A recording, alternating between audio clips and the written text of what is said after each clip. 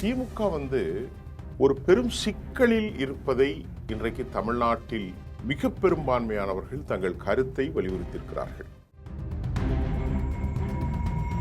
கூட்டணி பலமற்று தனித்திருக்கிற ஒரு நிலைக்கு இன்றைக்கு திமுக தள்ளப்பட்டிருக்கிறது.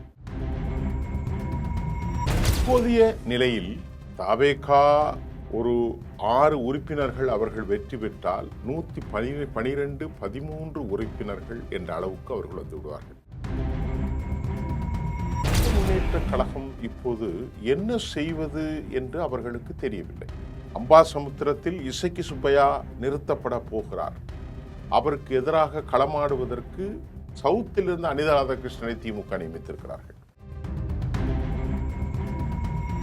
திமுகவில் பல மாவட்ட செயலாளர்கள் வெளியே போனால் அவர்களை தற்போது நடவடிக்கை எடுக்க வேண்டாம் என மாப்பிள்ளை சபரீசன் உத்தரவு எடுத்திருக்கிறார். அவர்கள் மீது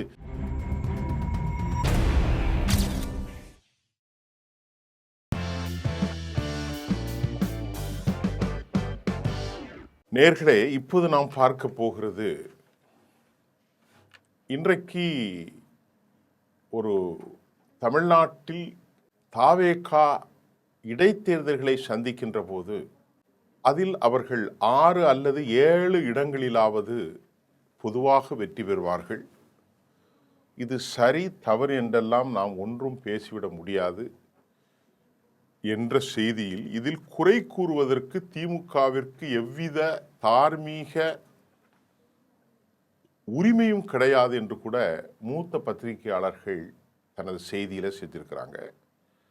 திமுக ஒரு பெரும் சிக்கலில் இருப்பதை இன்றைக்கு தமிழ்நாட்டில் பெரும்பான்மையானவர்கள், மிக பெரும்பான்மையானவர்கள் தங்கள் கருத்தை வலியுறுத்தியிருக்கிறார்கள். திமுகவுக்கான சிக்கல் என்ன? பாய் நம்பர் 1, தவேகாவினுடைய 45 நாட்கள் ஆட்சி இப்பொழுது நெருங்கி இருக்கிறது. 40 நாட்களுக்கு மேல். அடுத்து திமுக அதை எதிர்கொள்வது எப்படி என்பதும், திமுகவின் உட்கட்சி மோதல்களில் பலர் இடம்பெயர்ந்ததும் இன்னும் பலர் காத்திருப்பதும், வரக்கூடிய சட்டமன்ற இடைத்தேர்தல்களில் அவர்கள் போட்டியிட்டு வெற்றி பெறுவதும், அதனைத் தொடர்ந்து அதோடு சேர்ந்து நடக்கும் ஊராட்சி, உள்ளாட்சி, பேரூராட்சி, நகராட்சி, மாநகராட்சிகளை சந்திப்பதும், கூட்டணி பலமற்று தனித்திருக்கிற ஒரு நிலைக்கு இன்றைக்கு திமுக தள்ளப்பட்டிருக்கிறது. அது ரொம்ப ஒரு மிக முக்கியமான ஒரு செய்தி. எந்த ஒரு சப்போர்ட்டும் இல்லாமல் ஆளும் கட்சியான தவேகாவின் மீது எந்த ஒரு அதிருப்தியும் 40 நாட்களுக்கு மேல் இந்த சொற்ப நாளில் ஏற்பட வாய்ப்பில்லாமல் திராவிட முன்னேற்ற கழகம் பெரும் அதிருப்தியில் தனித்து விடப்பட்ட ஒரு பரிதாப நிலைக்கு இருப்பதாக பத்திரிகையாளர்கள், அரசியல் விமர்சகர்கள் தங்கள் கருத்துக்களை வலிமையாக வைத்திருக்கிறார்கள். இதற்கிடையிலே திராவிட முன்னேற்ற கழகம் தாண்டி இந்த 6 உறுப்பினர்கள், நல்லா கவனிங்க, அதிமுகவிலிருந்து 6 உறுப்பினர்கள், தற்போதைய நிலையில் தவேகா ஒரு 6 உறுப்பினர்கள் அவர்கள் வெற்றி பெற்றால் 112, 13 உறுப்பினர்கள் என்ற அளவுக்கு அவர்கள் வந்து விடுவார்கள். குறைந்தபட்சம் 112 அல்லது 113 உறுப்பினர்கள் இருந்தால் இன்னும் அவர்கள் ரொம்ப சேஃபாக இருப்பாங்க. இதை அடுத்து காங்கிரஸ் கட்சி, இந்திய யூனியன் முஸ்லீம் லீக்கு, கூட்டணி கட்சிகள் எல்லாருமே சேர்ந்து மிகுந்த 107 என்பதை விட தாண்டி ஆபத்தான எண்ணிக்கை என்பதால் அவர்களை எல்லாம் தாண்டி மிகைப்படுத்தப்பட்டு கொஞ்சம் கொஞ்சமாக தற்போது பலரும் தவேகாவில் இணைந்து வருவதும், இன்னும் பலர் தவேகாவில் இணைந்து மாற்று கட்சிகளிலிருந்து வந்து அவர்கள் தனித்துவமான ஒரு மெஜாரிட்டி பெற இருப்பதற்கான வாய்ப்பும் திமுகவுக்கு பெருத்த வயிற்றுப்போக்கை ஏற்படுத்தியிருக்கிறது. அதில் எந்த விதமான சந்தேகமும் இல்லை. தற்போது விஜயபாஸ்கர் கூட எங்கே சேரலாம் என்று அவர் நின்று கொண்டிருக்கிறார். அவரோடு இன்னும் சிலரை சேர்த்து 10 முதல் 12 பேர், அதாவது குறைந்தபட்சம் 12 உறுப்பினர்களாவது வேண்டும் என்று விஜயபாஸ்கர் எதிர்பார்க்கிறார். ஆனால் அவருக்கு இன்னும் சமீட்சை கொடுக்கப்படவில்லை. காரணம், அவர் மீது இருக்கக்கூடிய ஒரு ஊழல் குற்றச்சாட்டு. ஆகவே இந்த தேர்தலில் 6 அல்லது 7 இடங்களில் இடைத்தேர்தல்களை சந்தித்து வெற்றி பெற்றால் இது பல விவகாரங்களில் திமுகவிற்கு பெரும் சிக்கலை ஏற்படுத்தும். திராவிட முன்னேற்றக் கழகம் இப்போது என்ன செய்வது என்று அவர்களுக்கு தெரியவில்லை. கடந்த காலத்தில் அவர்களோடு பலர் வந்து எதிர்பார்த்ததோடு சேர்ந்தார்கள். ஓபிஎஸ் போன்றவர்கள், வைத்தியலிங்கம் போன்றவர்கள், மனோஜ் பாண்டியன் ஆகியோர்கள் இங்கே வந்து சேர்ந்தார்கள். அது ஒரு விவகாரம். அதை தாண்டி தற்போது பலத்தை கொஞ்சம் கொஞ்சமாக தாவேக அதிகரித்திருப்பதை எதிர்முனையில் இருக்கும் திராவிட முன்னேற்றக் கழகம் எப்படி சந்திக்கப் போகிறது என்பது தெரியவில்லை. ஆகவேதான் திமுகவில் மாவட்ட செயலாளர்கள் பலர் இடம்பெயர இருக்கிறார்கள். திமுகவில் தற்போது முந்தைய தலைவர்கள், அதுவும் வயது முதிர்ந்த தலைவர்கள் இங்கே இருப்பார்கள். அதிமுகவிலிருந்து ஏற்கனவே 6 தொகுதிகளுக்கு நடக்கப் போகிறது. இந்த 6லும் தாவேகா வெற்றி பெறலாம், வெற்றி பெற முடியாது என்று சொல்ல முடியாது. அம்பாசமுத்திரத்தில் இசக்கி சுப்பையா நிறுத்தப்பட போகிறார். அவருக்கு எதிராக களமாடுவதற்கு மேனேஜ்மெண்ட் குழுவில் அந்த தொகுதியை கண்காணிப்பதற்கு சவுத்திலிருந்து அனிதா ராதாகிருஷ்ணனை திமுக நியமித்திருக்கிறார்கள். திமுகவில் பல மாவட்ட செயலாளர்கள் வெளியே போனால் அவர்களை தற்போது நடவடிக்கை எடுக்க வேண்டாம் என மாப்பிள்ளை சபரீசன் உத்தரவு எடுத்திருக்கிறார். அவர்கள் மீது நீங்கள் எடுக்கக்கூடாது என்று சபரீசனுடைய உத்தரவுக்கு காரணம், சபரீசனுடைய இந்த அழுத்தத்திற்கு காரணம், அவங்க மேலே நீங்கள் நடவடிக்கை எடுத்தால் அவர்கள் இங்கிருந்து வெளியே சென்று மறுபடியும் அங்கே சேர்ந்து திமுகவுக்கு பெரும் சிக்கலை ஏற்படுத்தி விடுவார்கள் என்று உறுதியான கருத்தை திரு சபரீசன் தெரிவித்திருக்கிறார் திராவிட முன்னேற்ற கழக தலைவரின் மீது. மாப்பிள்ளைக்கு அவ்வளோ ஒரு அனுபவம் கிடையாது. சபரீசன் தான் அதை மேனேஜ் பண்ணி கொண்டிருக்கிறார். இந்த நிலையில் நேற்று சட்டமன்றத்திற்கு அவர் வந்தார். வந்து தனது மாப்பிள்ளையும் கட்சியினுடைய துணை பொதுச் செயலாளருமாக உதயநிதியுடைய பேச்சை தான் பார்ப்பதற்கு வந்தேன் என திரு சபரீசன் பேட்டி ஒன்றை கொடுத்தார். நேரடியாகவே சபரீசன் முதலாக அல்ல, இது 2ஆம் முறையாக நான் திமுகவில் இருக்கிறேன், எனது தலைமையில் இந்த கட்சி நடந்து கொண்டிருக்கிறது என்பதை தெளிவுபடுத்திவிட்டார். இதை முதலாவதாக சபரீசனுடைய அரசியல் வரவு தேர்தலில் அவர் விழிவாக்கம் தொகுதியிலே நேரடியாக சென்றார். அதற்கு பிறகு இப்போது நேரடியாக சட்டமன்றத்துக்கு வந்திருக்கிறார். அதற்கு பிறகு குறுக்கில் நடந்த ஆலோசனையிலும் அவர் கலந்து கொண்டார்.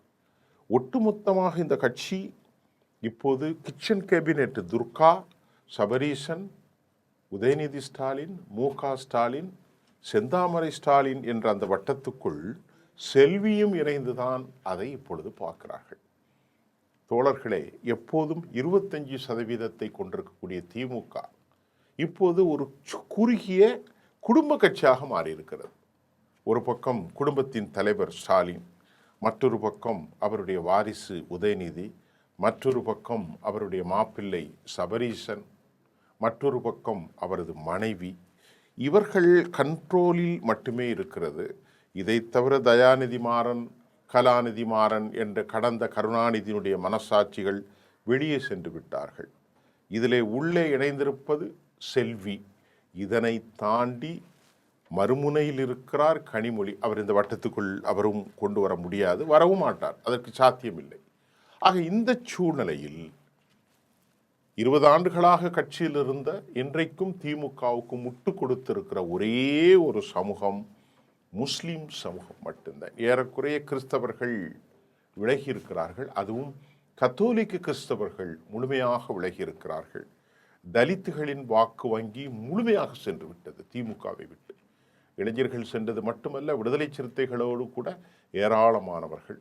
காங்கிரஸ் அந்த வாக்குகளும் இங்கே சென்றிருக்கிறார். அதிலும் காங்கிரஸ் வாக்குகள் பெரும்பான்மையானவர்கள் கிறிஸ்தவ வாக்காளர்கள் தான். ஜோசப் விஜய் என்கின்ற அந்த பேருக்கான மதிப்பீடு இருக்கிறது. ஆனால் அவர்களுக்குள் பல சவால்கள் இருந்தாலும் வரக்கூடிய இடைத்தேர்தல்கள், வரக்கூடிய சட்டமன்ற இடைத்தேர்தல்கள், வரக்கூடிய ஊராட்சி உள்ளாட்சி தேர்தல்கள், வரும் நாட்களில் அவர்கள் சந்திக்க போகும் சட்டமன்ற இடைத்தேர்தல்கள், ஊராட்சி தேர்தல்கள், இதையெல்லாம் எப்படி எதிர்கொள்ளப் போகிறார்கள்? கூட்டணி பலமே இல்லை. இருந்த பலம் குறைந்தபட்சம் 10% வைத்துக் கொள்ளுங்களேன். கம்யூனிஸ்டுக்கு 2%, விடுதலை சிறுத்தைகளுக்கு 2%, இவர்களுக்கு ஒரு 5%, 1% ஐஎம்இஓகளுக்கு வைத்துக் கொள்ளுங்களேன். குறைந்தபட்சம் 10%. அந்த 10%த்தில் குறைந்தபட்சம் அந்த 10%த்தில் திராவிட முன்னேற்ற கழகத்திற்கு அந்த 25க்கு முட்டுக் கொடுத்த கிறிஸ்தவர்கள் இப்போதில்லை. இஸ்லாமியர்கள் மட்டும் இருக்கிறார்கள். அவர்கள் ஒரு 70 விழுக்காடு, அதிலும் ஒரு 30 விழுக்காடு இளைஞர்கள் இங்கே இருந்து சென்று விட்டார்கள். இஸ்லாமியர்களில் மிகுந்த பொருளாதார நெருக்கடி கொண்ட ஏழை முஸ்லிம் பெண்களும் கூட விஜய் பக்கத்தில் இருக்கிறார்கள் என்ற தகவலும் திமுகவுக்கு நல்ல செய்தி அல்ல. அதை தவிர்த்து இந்த அண்ணாமலை என்பவர் ஒரு 2-3% வாட்டுகளை பிரிக்குவதற்கு வாய்ப்பு இருக்கிறது.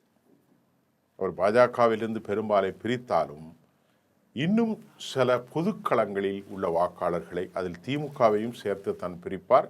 அவர் அதிகமாக பிரிக்க போது எடப்பாடிக்கு வேட்டு வைத்து போகிறார்.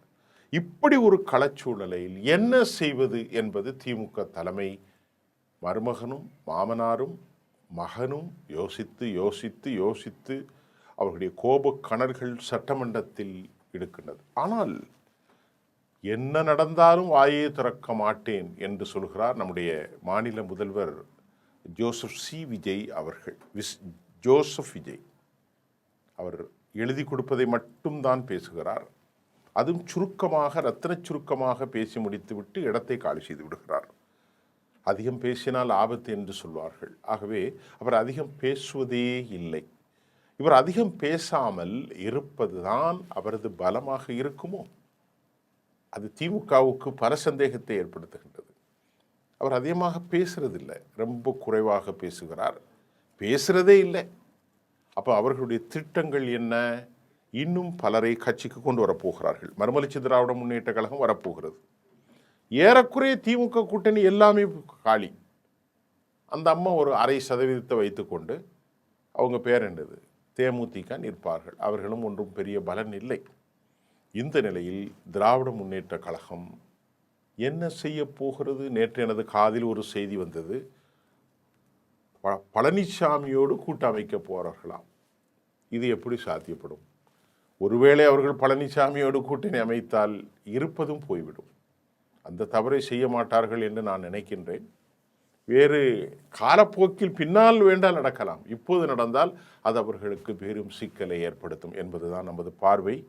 சபரீசன் கையில் தான் இப்பொழுது கட்சி இருக்கிறது. சபரீசனும் மற்றும் ஏனைய டிஆர் பாலு போன்றவர்கள் ரொம்ப நம்பிக்கையானவர்கள் உள்ளே இருக்கிறார்கள். அதே போன்று வயதான காலத்தில் வீட்டிலே படுத்து தூங்குங்கள் என்று துரைமுருகன் அப்புறப்படுத்தி விட்டார்.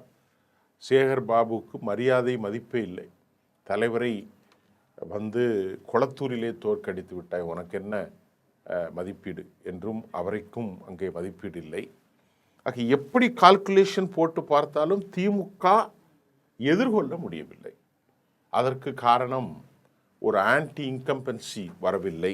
45 நாட்களில் யாருக்கும் வராது. ஒன்று. இரண்டாவது இவர்களினுடைய கூட்டணி பலம். மூன்றாவது சாறை சாறையாக மாற்று முகாம்களிலிருந்து வந்து சேர்ந்து கொண்டிருப்பது. நான்காவது சட்டமன்ற இடைத்தேர்தல்களையும் ஊராட்சி உள்ளாட்சி தேர்தல்களையும் சந்திப்பது எவ்வாறு? இப்படிப்பட்ட கடும் நெருக்கடியில் திமுக பதவதைக்கிறது. இன்றைக்கு தமிழ்நாட்டில் உள்ள செய்தி இதுதான் முக்கியம், வேறு எந்த செய்தியும் இல்லை. ஆகவே இந்த ஓட்டத்தில் தாவேகா முன்னால் இருக்கிறது. அடுத்து திமுக இருந்தாலும் திமுக ரொம்ப தொலைவில் இருக்கிறாங்க. தாவேகாவுக்கும் திமுகவுக்கும் அந்த தொலைவு அதிகரிப்பதற்கு காரணம் ஏனைய காரணிகள். இதை என்ன செய்வதென மண்டையை போட்டு குழப்பி கொண்டிருக்கிறார் சபரீசனும் திராவிட முன்னேற்ற கழக மாநில தலைமைக்குரிய அறிவுசார் தளமும். என்ன செய்தாலும் ஒன்றும் நடப்பதற்கு வாய்ப்பில்லை. அவர்களின் மீது பெரும் வெறுப்புத்தான் இன்றைக்கு தமிழ்நாட்டில் இருக்கிறது. அதை தீர்க்காத வரை அல்லது இவர்களின் மீது ஒரு பெரும் வெறுப்பு வரும் வரை அவர்கள் காத்திருக்க வேண்டும் என்பதுதான் களச்சூழ்நிலை. மீண்டும் அடுத்த அனலைஸ்லேருந்து நான் உங்களை சந்திக்கின்றேன். நன்றி.